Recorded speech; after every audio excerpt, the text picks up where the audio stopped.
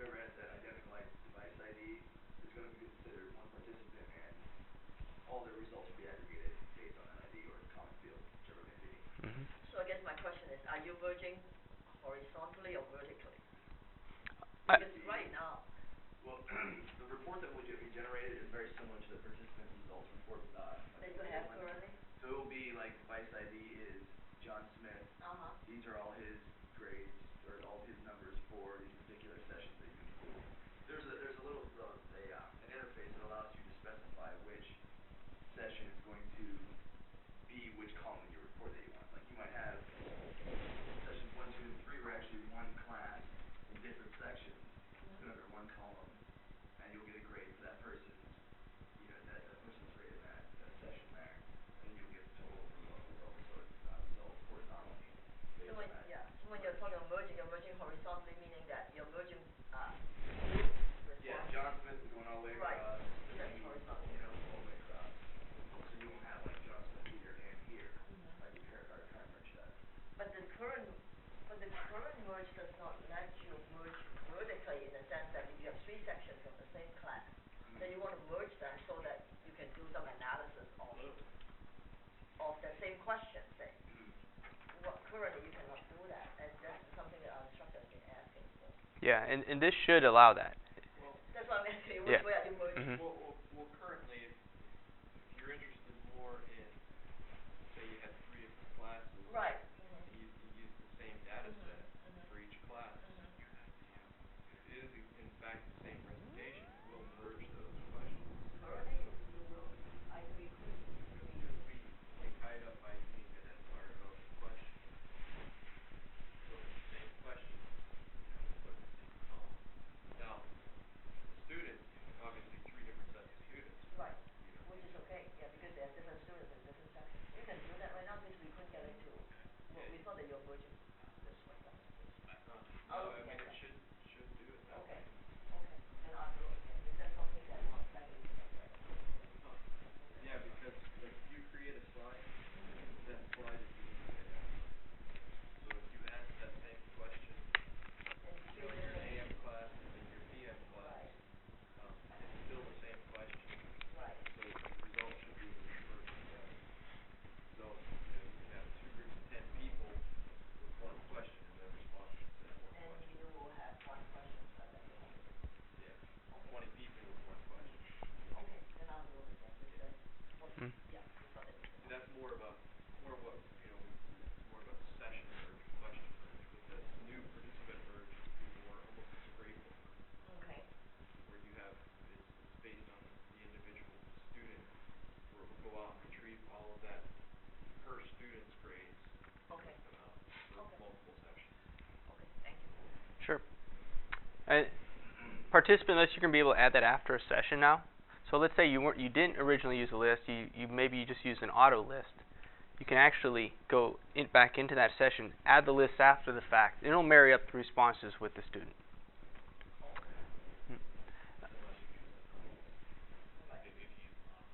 Yeah, if you're not using any type of list, if you're saying no list whatsoever, TurningPoint will not store any identifier, such as a device ID. But if you use auto, but if you use auto, it would work in that case, yes. Transferable, all responses collected. I actually didn't realize I kind of had already stated that, but once again, that it's going to, TurningPoint will allow responses from students regardless if they're in a participant list or not. We're going to store that information so you do not lose it. Transferable presentation settings, and I wasn't even aware of this, but we've had this capability in our most recent release, Dawn, or was it from back in July? Since July. But basically, if you make some presentation settings in a specific presentation that you're building, it carries those settings with you from computer to computer. Whereas prior to that, I don't believe it did do that. For example, last night during the one thing, with the table. In the response table kept popping up. Yeah. Somebody had that as their default object on a new slide. So when they brought that presentation over, that's why he kept getting the response table, even though his table on his PC wasn't getting that. Right.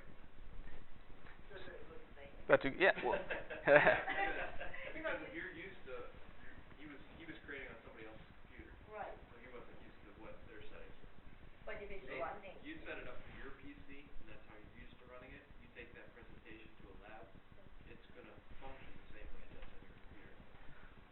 it's gonna carry the settings over from computer. The settings are going to carry with the presentation. So no matter which computer you go to, it's going to be the same settings. His problem stemmed from the fact he was using somebody else's presentation. So he had their settings. Yeah. And then TP Lite, and that's our internal name for it. I'm not sure if that's going to be what it's called, but basically it's going to be the ability to pull students outside of the PowerPoint environment, within any environment. We know that's probably been one of the biggest needs coming back to us from higher education, and we are developing that. That'll allow you to work in a web page. Let's say you have a web page and you'd like to ask students' opinion on something that's within that web page. You won't have to open TurningPoint. We'll have basically our TurningPoint show bar will be up on the screen, or it'll be movable, and you'll be able to start and stop pulling and display a chart from that bar. So you'll be able to get instant feedback on any type of content, whether it's, like I said, a web page, a PDF, Word document, anything you want to use. And it'll also work with the same participant list structure, and you'll also be able to save those results and generate reports as well. And I think we're just a little bit behind in time, but I'll go over some of these features with you real quick, because I know the keypad has really been one of the centers of need in terms of the feedback we're hearing. The LCD screen will be 20 millimeters by 50 millimeters. It will be the biggest LCD screen available in student response. Not quite, but it'll be bigger than our competitors. Let's put it that way. It'll be bigger. Yes. You cannot carry it around like this anymore. The screen you're talking about. Just the LCD screen. Oh, the screen. Yeah, the LCD screen on the new keypad. It'll be 20 millimeters by 50 millimeters. Although the response card itself will be larger than this one. And that's why we're not discontinuing this product. It's going to be a complementary product to it. For those that want the feedback. This is a two-way device, and earlier you mentioned this is a two-way device, or it is a two-way device. It's confirmation from the receiver, sends confirmation back. That's why you get the green light. The receiver says that it has received your response. But with this new the XR, it's going to actually get the capabilities of the LED or the battery, so hopefully longer battery life. But it will be, have to fit 2 AA in there and an LCD. Yeah. So it will be a little bit larger than this. Yeah, it'll be 2.5 inches. This is approximate, but pretty close. 2.5 inches by 4 inches, and 1/3 of an inch thick. So it'll still be a very small form factor. You'll be able to enter in numeric or text input. Everyone wanted a cell phone type text input. Unfortunately, to have that type of technology would have once again made the device cost prohibitive, and it would have broken into probably the $80 or $100 range per device. So how's the text input done? You'll have a up and down arrow key where you can cycle through the alphabet, choosing your letters. The feedback was that this could take a long time for long texted responses, and we realize that. But enough of our end users found that having that capability would still be utilized and is important to the device, which is why we did add it. We realize the restrictions. You're not going to be able to have very long responses, but at some point we'd love to be able to use a cell phone style texting capabilities as long as it remains within the cost guidelines of higher education. So.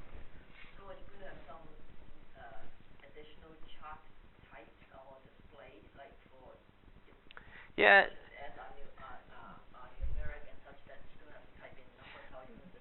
That's a good question, and have we thought about how to do that with maybe a chart or a way to represent responses when filling for like a fill in the blank type of question, whether it's a number or